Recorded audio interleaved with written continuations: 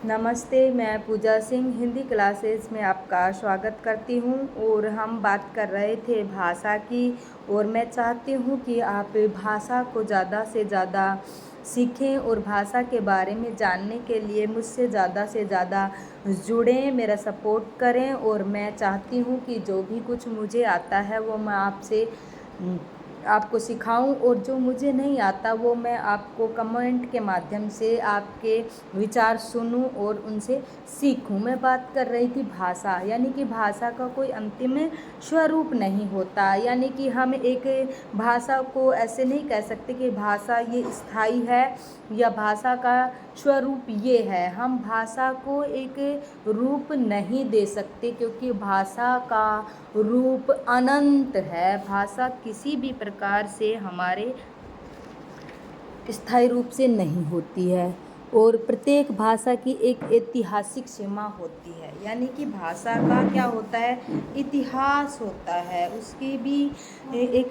सीमा होती है। सीमा में रहकर ही उसका मतलब वृद्धि होती है। और भाषा एक भौगोलिक सीमा में बंधी हुई होती है। जिस प्रकार भौगोलिक दृष्टिकोणों के आधार पर हमारे क्षेत्र का विस्तार होता है, वैसे वैसे ही भाषा का भी विस्तार होता रहता है।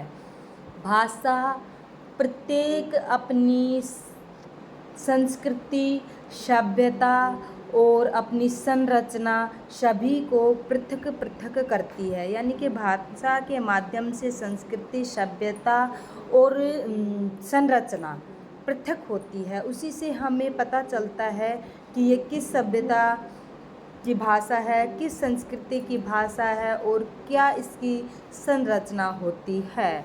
भाषा स्थूलता से सूक्ष्म की ओर जाती है, यानी कि स्थूल होती है और फिर धीरे धीरे छोटे छोटे रूप में वो सूक्ष्म होती जाती है। भाषा संयोग अवस्था से वियोग अवस्था की ओर जाती है।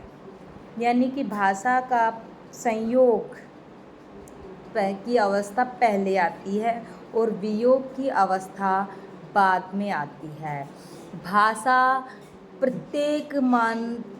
का एक मानक रूप होता है।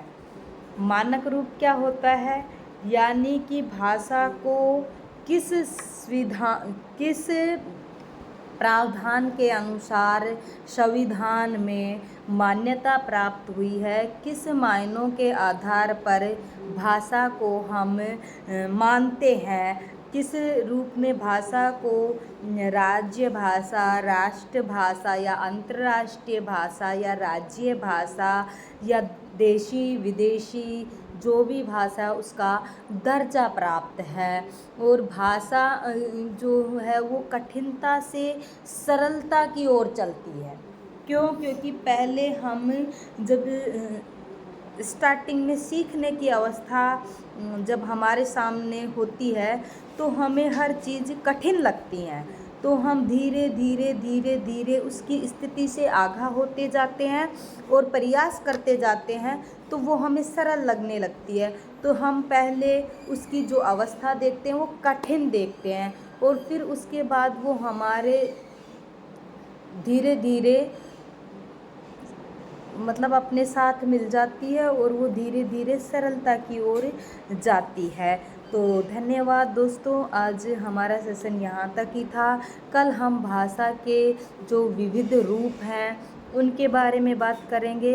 और मैं चाहती हूँ कि मैंने जो भी कुछ कहा आपने उससे कुछ सीखा, और आपको अच्छा लगे या बुरा लगे प्लीज़ मुझे कमेंट करके बताइए। धन्यवाद, मिलेंगे अगली क्लास।